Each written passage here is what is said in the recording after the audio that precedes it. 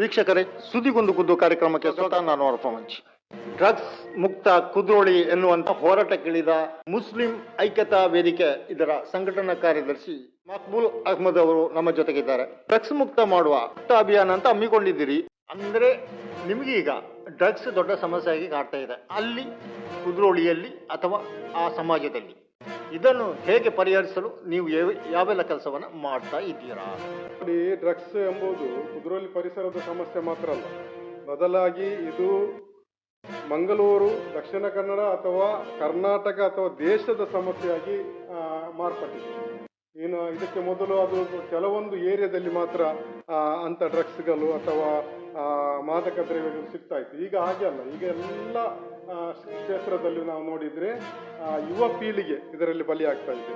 ಅದರಲ್ಲಿ ವಿಶೇಷವಾಗಿ ನಾವು ನೋಡೋದಾದರೆ ಕಾಲೇಜ್ ಕ್ಯಾಂಪಸ್ಸಲ್ಲಿ, ಅದೇ ರೀತಿ ಶಾಲೆಯ ವಠಾರದಲ್ಲಿ, ನಂತರ ಬೇರೆ ಬೇರೆ ಹೋಟೆಲ್ಗಳಲ್ಲಿ, ಗೂಡಂಗಡಿಗಳಲ್ಲಿ, ಇಂಥ ಎಲ್ಲ ಸ್ಥಳಗಳಲ್ಲಿ ಕೂಡ ಇಂತಹ ವಸ್ತುಗಳು ಸಿಗ್ತಾ ಇದೆ, ಸುಲಭವಾಗಿ ಸಿಗ್ತಾ ಇದೆ.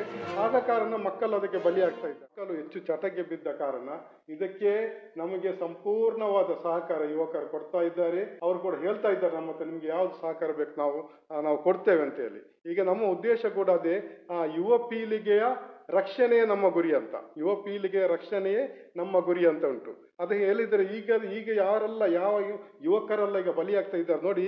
ಮೊದಲು ಯಾವುದೇ ಒಂದು ಅಮಲ್ ಪದಾರ್ಥವನ್ನು ಯಾರಾದರೂ ತೆಗೆದರೆ, ಈಗ ನಮ್ಮ ಇದರಲ್ಲಿ ನಾವು ನೋಡಿದ್ರೆ ಒಂದು 10-20 ವರ್ಷಕ್ಕಿಂತ ಮೊದಲು ಒಬ್ಬನನ್ನು ಶರಾಬು ಕುಡಿತಾನಂತ ಕೇಳ್ತಾ ಇದ್ರು.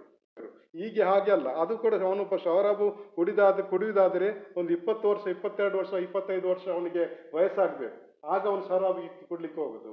ಈಗ ಈ ಒಂದು ಚಟ ಹಾಗೆ ಅಲ್ಲ, 8 ವರ್ಷದ ಮಕ್ಕಳು, 9 ವರ್ಷದ ಮಕ್ಕಳು, 12 ವರ್ಷದ ಮಕ್ಕಳು ಈ ಚಟಕ್ಕೆ ಬಲಿಯಾಗ್ತಾ ಇದ್ದಾರೆ. ಈ ಚಟವನ್ನು ನಾವು ಈಗ ಇರುವಂತ ಮಕ್ಕಳನ್ನು ನಾವು ರಕ್ಷಣೆ ಮಾಡಿ ಮುಂದಿನ ಪೀಳಿಗೆ ಒಂದು ಒಳ್ಳೆಯ ಒಂದು ಸಮಾಜ ಕೊಡಬೇಕು, ಒಂದು ಒಳ್ಳೆಯ ಒಂದು ಕುದ್ರೋಳಿಯನ್ನು ಕೊಡಬೇಕೆಂಬ ಉದ್ದೇಶದಿಂದ ನಾವು ಈ ಕೆಲಸವನ್ನು ಮಾಡ್ತಾ ಇದ್ದೇವೆ. ಮಕ್ಬೂಲ್ ಅಹ್ಮದ್ ರವರೇ, ನಿಮ್ಮ ಕೆಲಸವನ್ನ ಮುಂದುವರಿಸಿ.